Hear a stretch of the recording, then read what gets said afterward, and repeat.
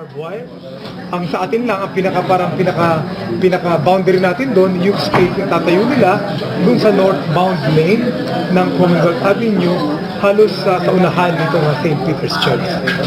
Saan po yung lugar po yung anti tsaka pro? Yung anti-rallies, doon nga sila hanggang sa may state. So, fronting or towards itong northbound nito, hanggang doon sila sa may state, tatayo sa may AFNI building, itong sa may unahan ng St. Peter's Church.